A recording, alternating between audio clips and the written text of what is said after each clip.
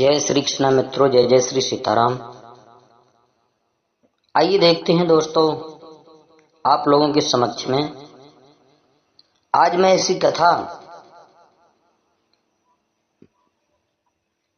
सुनाने के लिए जा रहा हूं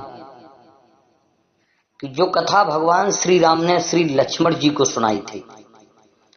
लक्ष्मण जी को बताया था कि हे लक्ष्मण, राजा निमि को कैसे श्राप लगा और राजा निमि किस तरह से सबकी आंखों पे वास करते हैं।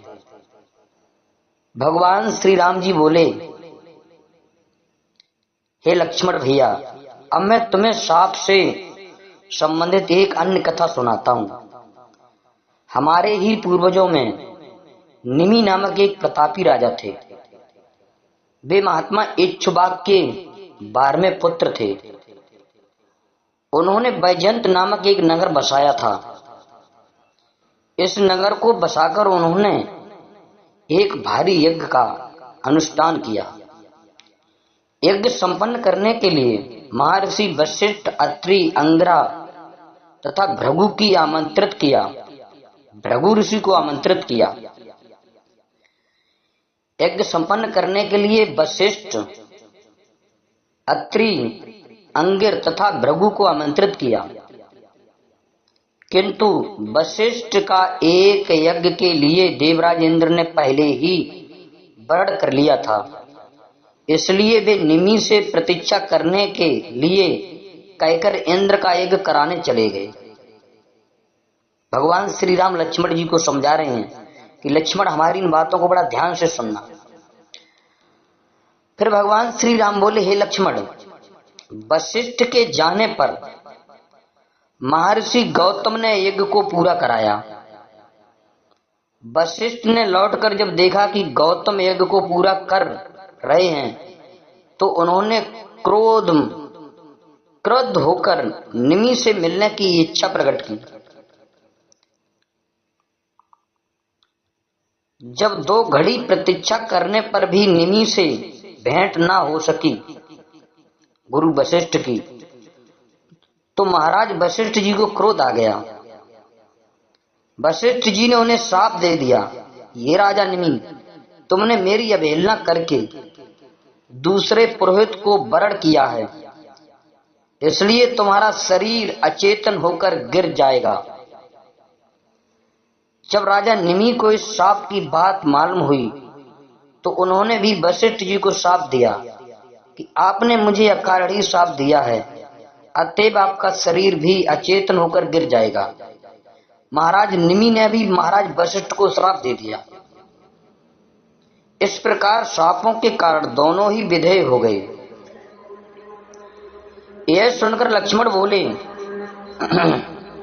हे भैया, फिर इन दोनों को नया शरीर कैसे मिला? लक्ष्मण का प्रश्न सुनकर भगवान श्री राम बोले कि हे भैया लक्ष्मण, पहले तो वे दोनों वायु रूप हो गए। वशिष्ठ ने ब्रह्म दिलाने की प्रार्थना की तो उन्होंने कहा कि तुम मित्र और वरुण के छोड़े हुए वीर्य में प्रविष्ट हो जाओ, इससे तुम अयोनिज रूप से उत्पन्न होकर मेरे पुत्र बन जाओगे। इस प्रकार वशिष्ठ फिर से शरीर धारण करके प्रजापति बने। अब राजा निमि का वृतांत सुनो। भगवान राम कहते हैं, लक्ष्मण, राजा निमि का शरीर नष्ट हो जाने पर ऋषियों ने स्वयं ही यज्ञ को पूरा किया और राजा को तेल के कड़ा आदि में सुरक्षित रखा।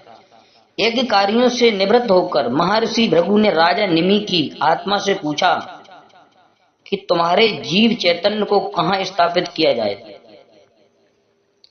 इस पर निमि ने कहा कि मैं समस्त प्राणियों के नेत्रों में निवास करना चाहता हूं।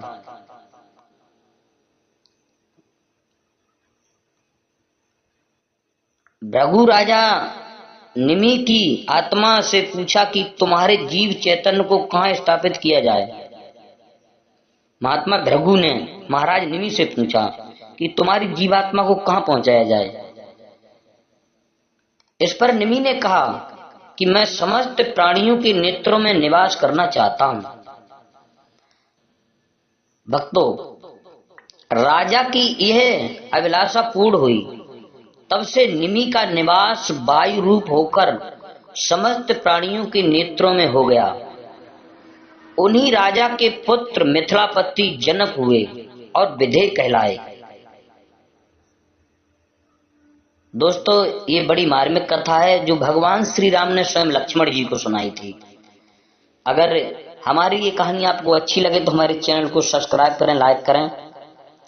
और ये कहानी आपको सुमित ज्ञान यूट्यूब चैनल के माध्यम से हम पहुंचा रहे हैं, और सभी दर्शक हमारे चैनल से जुड़े रहें। ऐसी ही कथाएं आप लोग सुनते रहें। जय श्री कृष्णा, जय जय श्री सीताराम।